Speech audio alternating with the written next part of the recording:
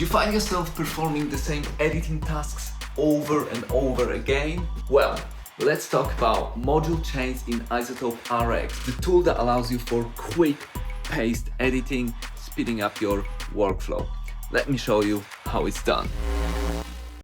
RX is an amazing piece of software. It's an amazing tool because it allows you to really go in depth, clean up and restore the audio. However, how we can also use it is what I call by using global processes. I use this term to sort of describe the modules when we're using them on the whole audio at the same time. Now this is particularly dangerous because essentially we are applying a blanket treatment to the full audio. You can overdo it, you can affect how the dialogue sounds in a bad way. You know, you can lose a lot of that, how the voice is supposed to sound, if you again push these modules, these processes too much. How I work is there is this fine balance where you can apply these modules as these global processes to the whole audio and gain speed and efficiency. What you're giving up is a little bit of that preciseness and fidelity. But because when working on podcasts, you have episodes coming in and going out constantly,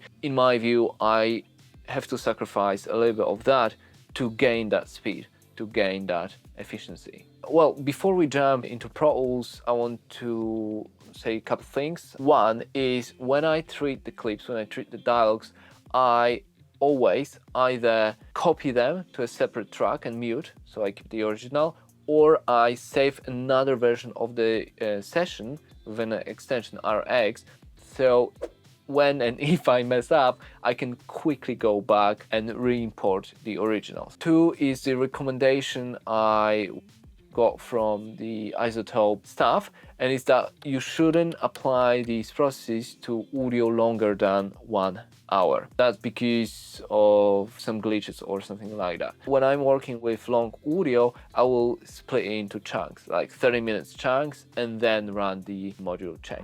All right, so we're in Pro Tools. We want to send stuff to RX, so we go to Audio Suite, Noise Reduction, and Connect. Let me send that bit out. So we're gonna send it to RX. It's within RX, that's our spectrogram, that's exactly how I work. This piece of dialogue has already been treated, but I want to go through the module chain so we don't actually need to look or listen to this piece of dialogue. So module chain is here on the right hand side at the top right corner, and I've got one for CaseFile. It's here at the end, so I got old and the new one. This one is sort of evergreen and I use it on majority of my projects with a degree of variance there, and I'll explain why. It's evergreen because I use it on majority of clips and dialogues, even on other projects than CaseFile, but it's been built for CaseFile. So I wanna go through it. We start with EQ, but it's not an actual EQ, it's just a high pass filter. Brick wall, 50 Hz. The dialogues that I run through, first of all, they're cut off at 50 Hz. Why is that? Because below 50 Hz on pretty much all of the dialogue is just rumble. You don't need it at all.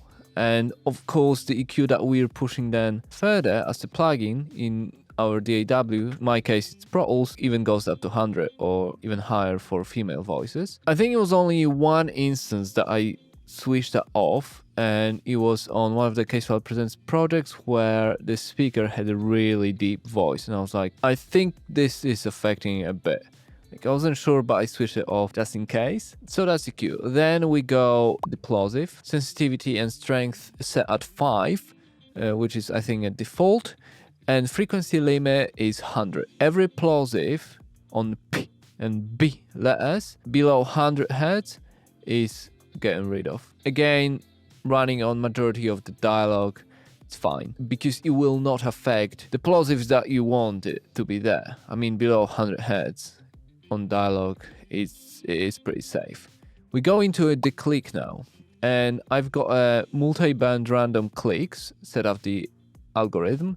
Frequency skew and widening at 0. So I'm not looking at anything heavy, and sensitivity is 3.5, so even lower than the default 5. So it's getting rid of lip smacks that are very harsh when you get this sort of clicky sound when speaking. I don't want it to affect letters like T or K or hard letters such as these ones, so you've got to be careful with it. It works great to get rid of the initial lip smacks. Just one pass is more than enough. In the past I had more of them, but I scaled it down to keep the dialogue more natural. And then I've got another de-click, this time mouth de-click. And this one, you know, because you can ask why de-click and then mouth de-click, they do affect different kinds of lip smacks. And mouth de-click, I don't know how to explain it. It just finds the ones that are more like the one that got a little bit of a saliva in your throat, in your mouth, and affects them and cleans them up. You've gotta watch because this one will affect letters like P and B, frequency skew 0, widening 0 as well, and sensitivity below 5. I've got it at 4.5 here. It's working nice. And now, this is where I sometimes change it, the algorithm. So I've got two De-esses, and both are set to the same settings. So the classic algorithm, which is it affects the full frequency where the S's or F or S letters are. It affects the full frequency. And then thresholds 7.9, color frequency 3K, so anything below it it's not affected, and speed fast. At the minute, for CaseFile, I'm only using one. So I actually should update my preset. I'm gonna do it right now. I've been using two, but because I've switched and updated my second De-ess as a plugin in my DAW in Pro Tools, then it was just too much. So right now, at the minute of recording this video, I'm working with just one De-ess. If I had clips for other projects than CaseFile, so interviews, recorded dialogue, etc., and I feel like I don't have to use a De-ess within the module, so like on SM7B, I wouldn't use the De-ess, I switch it off. Right, so I will still run more than likely the EQ, the De-plosive, the clicks, but I will play with De-esses, and if I can, I'll switch them off because they do affect the full frequency spectrum. I have experimented with spectral, which was supposed to affect only the S bit, the high frequency, not the low, but for now I stick with the classic. And that's it. So that's the module chain. When we hit render, it runs through all of them. So we don't have to go and then click on each one of them and run them. It does it for you, so it's automated. And very last thing I want to show you back in Pro Tools. Okay, so now it's hidden, but I think I mentioned it in the video. So this is the original. Right, so when I do the first edit, I'll do them in tandem, so they grouped as two tracks, but this is on the track above muted, so I don't have to hear it, and as you can see, the one below, green one, is cleaned up with RX, and one at the top, even from looking at the waveform, you can see, like, there's lip smacks, there's breaths, there's noise, right? So I keep the original there just in case if I then listen during the mixes and I think, ooh, I pushed it a little bit too far, overdone it, quickly I can go back, copy it down, bam, send it to RX again, try again. So it's a good practice to always have the original muted on the track below or above, so you can quickly have access when and if you mess up. Right, so that's it. I always use module chains, especially on CaseFile and anything CaseFile related. Yeah, I hope you found this interesting. Like the video, subscribe, and I'll see you in the next one.